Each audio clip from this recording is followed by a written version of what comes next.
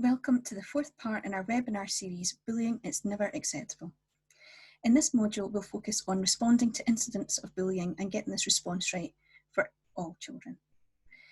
Before we start, let's do a quick recap of everything else we've learned about so far in this series. We've covered a great deal through modules 1 to 3, and thank you so much for watching so far. Back in module 1 and 2, we started by gaining an understanding of Respect for All, Scotland's anti-bullying policy. Then we looked at common attitudes to bullying and how these can inform our responses.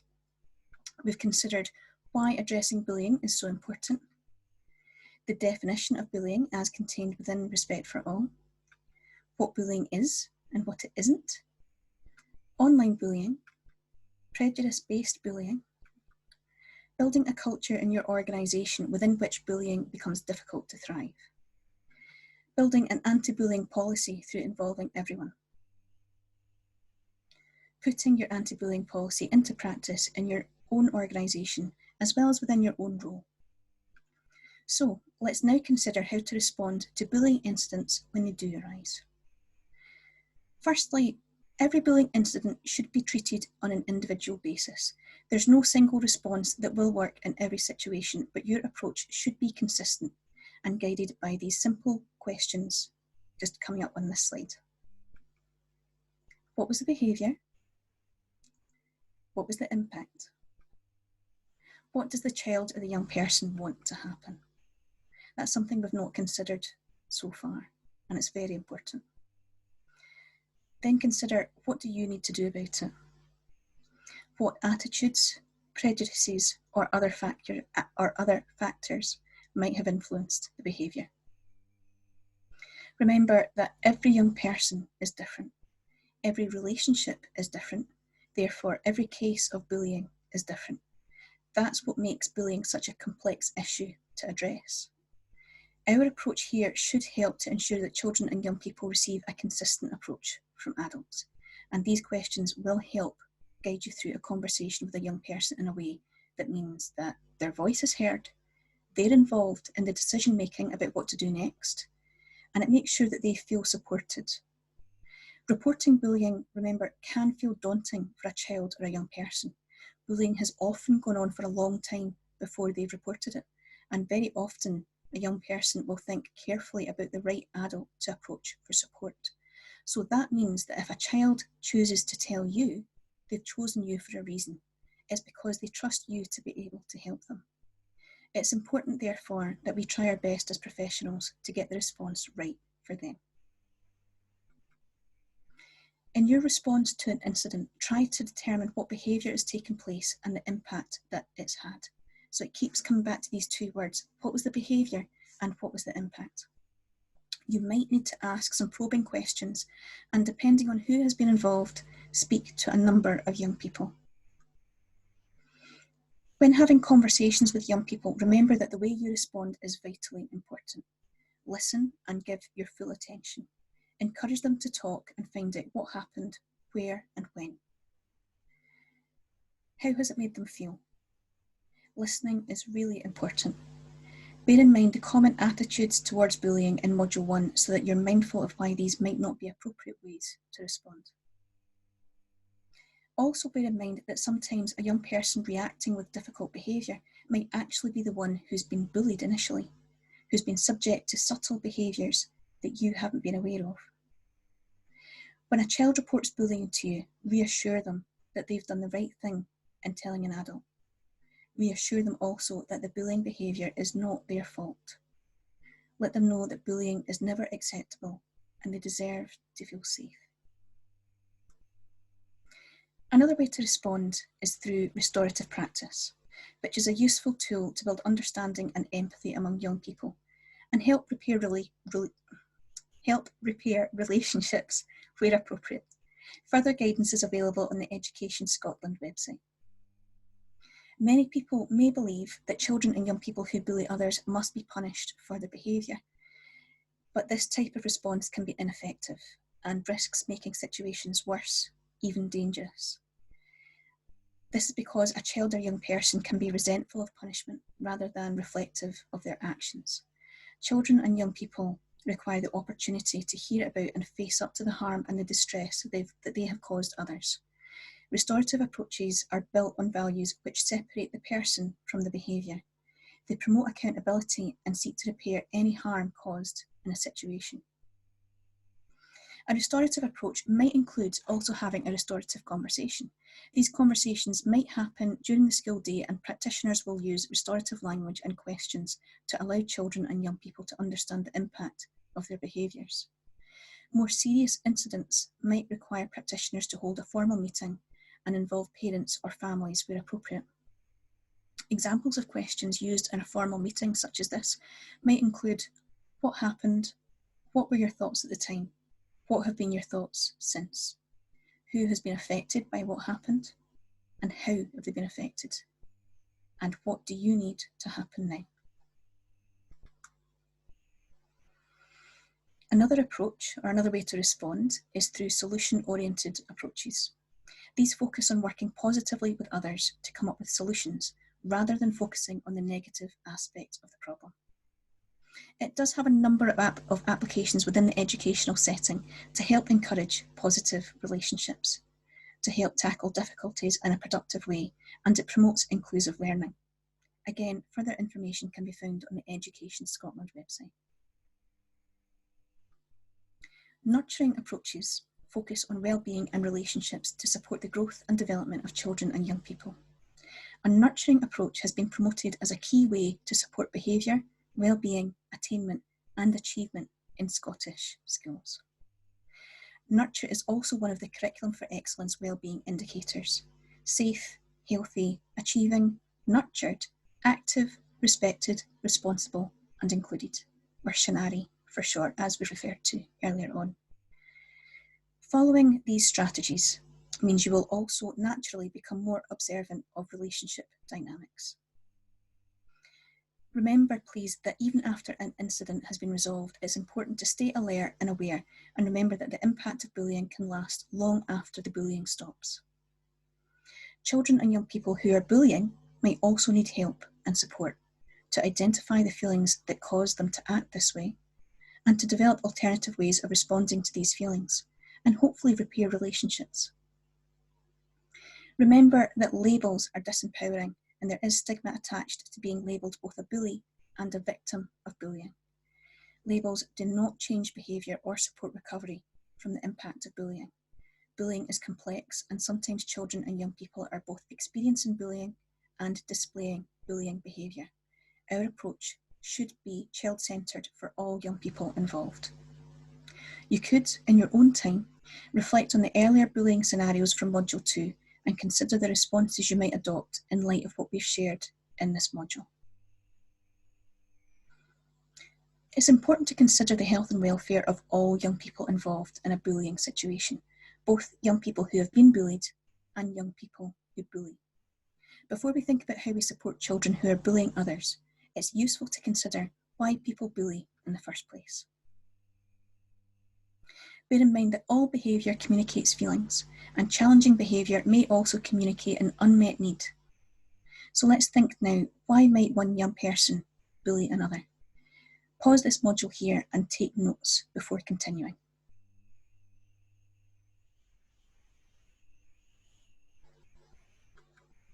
Okay, it's possible that a young person is in a culture that supports or accepts bullying.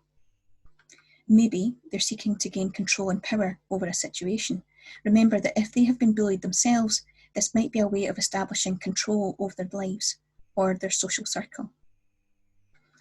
They might also be bullying others to prevent it from happening to them too again. Maybe they're modelling what they've seen in other environments. Or maybe they're not aware of the effects or the impacts of bullying. It might be possible they don't perceive their behaviour as bullying. Maybe they hold prejudiced views. Remember, again, that all behaviour communicates feelings, and bullying behaviour is no different. In order to support children to stop bullying behaviour, children and young people who bully will need help and support as well.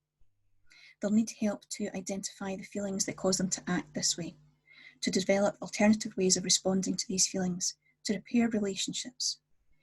It's important that we help equip young people with the confidence and the skills with which to form new, more respectful relationships in the future. So please remember to listen and take time to discover the reasons behind their bullying behaviour. Don't label the individual or group as bullies. And I'm going to repeat what was said earlier because it's so important. Labels are disempowering and there is stigma attached to being labelled, both a bully and a victim of bullying. Labels do not change behaviour or support recovery from the impact of bullying. Bullying is complex and sometimes children and young people are also experiencing bullying and displaying bullying behaviour. So our approach should be child-centred for all children involved. Remember to be prepared for a strong reaction from parents and carers and children and young people. It's important to work together to find solutions. Be prepared to address prejudicial attitudes that might be behind the bullying behaviour. And remember to address what's happening behind the behaviour, even when the bullying has stopped.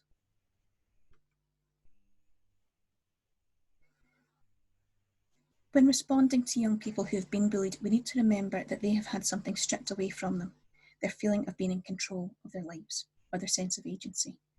Our role as professionals is to help them restore this feeling of being in control by involving them and finding out what they want to happen. Before I play you this short Respect Me film called Bullying, What Can I Do?, I'd like to encourage you to consider different ways that children and young people can respond when experiencing bullying. Pause this just now while you do that. Okay, as you watch this film, look out for the positive coping strategies that help a young person regain a sense of control, leading to greater resilience. This video was produced after lengthy consultation with children and young people, and these are the options that they told us they most commonly consider when faced with bullying.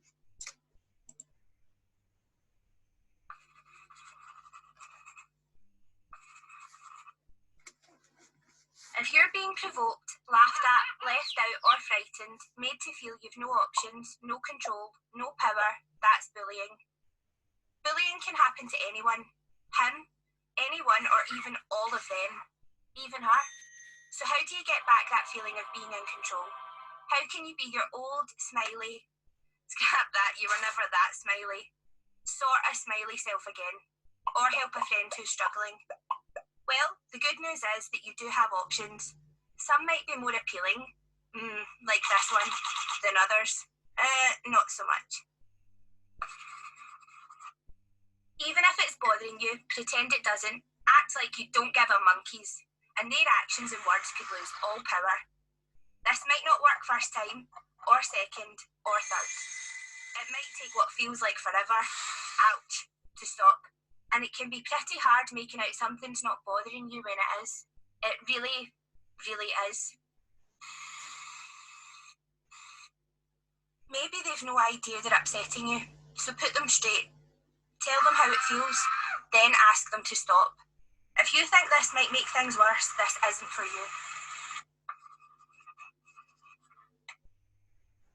If you're being bullied, you could try turning the situation around by having a funny, clever comeback. But you need to be confident to try this, so weigh up the situation first.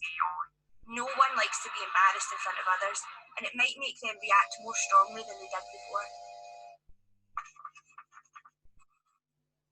Maybe you could talk to your mum, or how about your dad? Does that feel right for you? Or is that the worst idea ever? Does the thought of that fill you with more fear than the bullying itself? What if they overreact and make the situation worse, or get even more upset by it than you? Or total horror show? Folk find out and call you a grass. It's okay to think telling an adult is not okay. But think about it. Maybe you only feel that way because you haven't thought of the right adult. Telling the right adult could make all the difference. It could be a parent, or a grandparent, or a teacher, or a coach. It doesn't matter who they are, just that you trust them to do their best by you. Or you could talk to someone you don't know, either online or on the phone.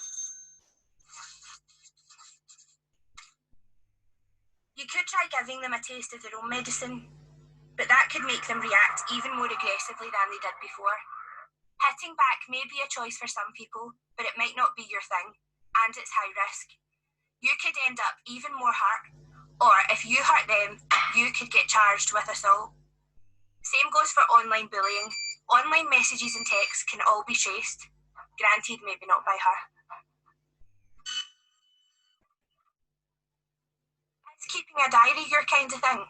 It could be completely personal, or you could share it with the world. Every day I go to school and Writing things down can help you get everything out and provides a log of what took place when, should you wish to report it. Go on, let rip. Try music, art, sport, any kind of sport to let all those pent-up feelings run free. It can help you feel better. Much better. So there you have it in a nutshell. Options. You might try one. Did I mention I'd have this one? Lots and lots of this one. Or some, or all of them. They might work first time, or sometimes, or not at all, and you have to try something else. Point is, you've plenty to choose from. Have a think about the options you want to use so you can be, well, you again. Find out more at respectme.org.uk. Okay, let's consider some of the key points from the film. There's no one size fits all, and children and young people value choices when responding to bullying. What works for one person or situation or relationship might not work for another. Our role should be to guide young people in considering their options, what the pros and the cons of these options might be and what could suit them best. If you're interested in showing this video in your setting, you can find it on the Respect Me website and on YouTube. On our website, you'll also find an accompanying learning resource to go with the film for using it as a group discussion with older primary and younger secondary school pupils. There are a number of key things you can do to ensure the child or young person gets an effective response.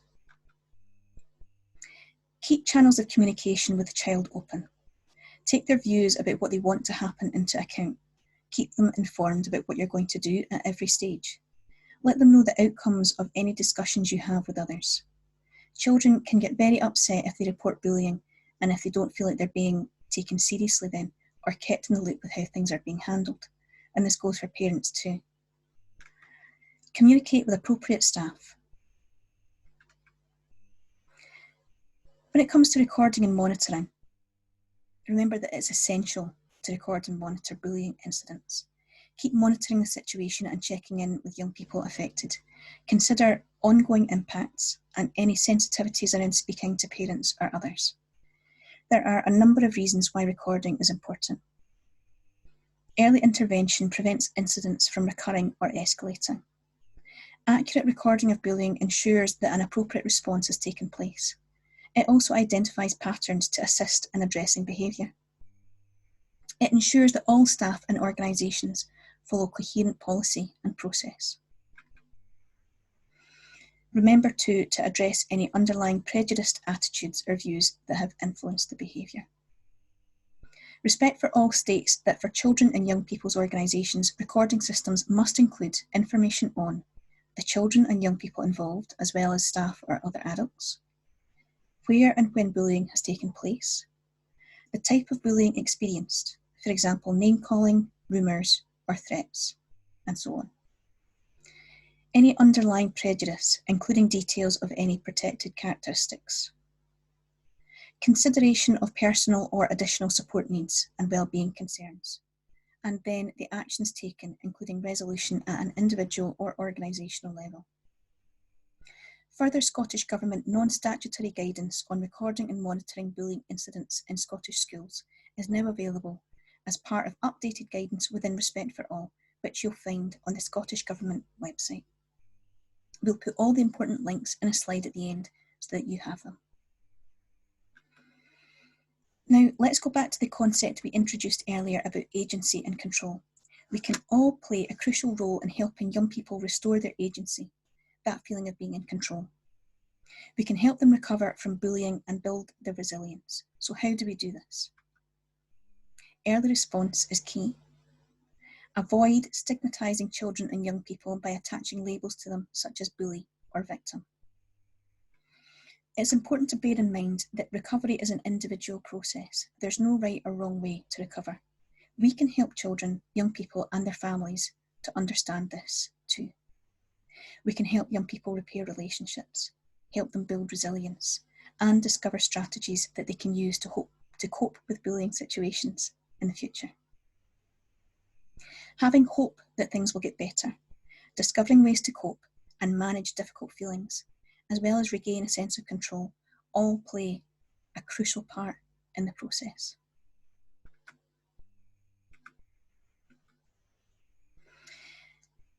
So, when it comes to recovery, it's about remembering who you are and using your strengths to become all that you are meant to be. Consider things that help you recover if you've had a bad day. The kinds of things that are often reported in workshops include things like wine or gin are usually the first things that come up in the day workshops. Exercise, television, friends, reading, chocolate, hugs. That was one of my favourite ones at a youth workers workshop. Driving, going out for a drive, maybe spending time with family or having a good old rant with friends. Going out for a walk with pets, maybe using social media as well. Housework, and things like mindfulness as well. So housework can be quite cathartic. Exercise, things like going out for a walk or a run, outdoor exercise seems to be something that people find particularly useful, or things like yoga as well. But some of these might be healthier coping mechanisms than others. The film that we watched earlier doesn't include some of the unhealthy coping mechanisms that young people could be using to deal with bullying or trauma, such as using food, especially when it comes to eating disorders, such as drugs, alcohol, abuse, self-harm, and bullying others, for example. It's important to talk about and discuss unhealthy coping strategies with young people as well, and help them find ways, if they're using them, help them find ways to replace them with healthy coping mechanisms. We advise that you don't just suggest simply taking away cold turkey a coping mechanism that they might be using as a crutch. Instead, help your young person find positive ways to cope with the stress or trauma of being bullied. So this could be a helpful exercise that you could use with a young person to help them take a solutions-oriented approach to finding mechanisms to help them cope with how they're feeling and regain their sense of agency. So let's finish up in Module 4 by revisiting some of the key messages about bullying contained in Respect for All, Scotland's national approach to anti-bullying. Respect for All gives a clear and agreed definition of what bullying is and what bullying isn't. Respect for All offers supportive and practical approaches to preventing and responding to bullying. And relationships based on respect are key to creating positive cultures where bullying cannot thrive. So going forward, what we at respectme can offer includes free training for all professionals and parents or carers who work with or look after children and young people. This is all currently happening online through these webinars and through other webinars due to COVID-19. You can find all of our events that you can sign up for on our training calendar on the respectme website. You can also access our training toolkit and relevant materials for those interested in delivering bullying It's Never Acceptable training locally. Policy support for local authorities and young people's organisations, we offer this too. And our website offers information, definitions, policy, videos and resources, including a guide for parents and carers and a new resource on addressing homophobic, biphobic and transphobic bullying. There are also resources to support conversations around what respect means to children and young people, and downloadable campaign materials on respect. The respectme team would love to hear from you. If you have any other questions or if there's anything else we can do to help, you can contact us using the details here on the screen. Remember to check out the respectme website for lots more hints, tips and case studies for inspiration. You can use the email address noted here to request our newsletter as well as to request the training toolkit. The toolkit is a downloadable PDF of all the content we've covered together over these 4 modules, designed to help you share this training with your colleagues. And here too are our social media channels to help you get all the latest updates. We'd like to ask you one last time to take a few moments to complete the SurveyMonkey link for this module. Your feedback helps us in our work to improve the lives of young people across Scotland, so we would be very grateful if you could take the time to complete it. So, on behalf of respectme, I'd like to say thanks again for joining us in these 4 modules. We hope we've given you lots to consider about how to prevent and respond to bullying in order to support our young people in forming positive relationships based on respect throughout their lives. Thanks again for joining us.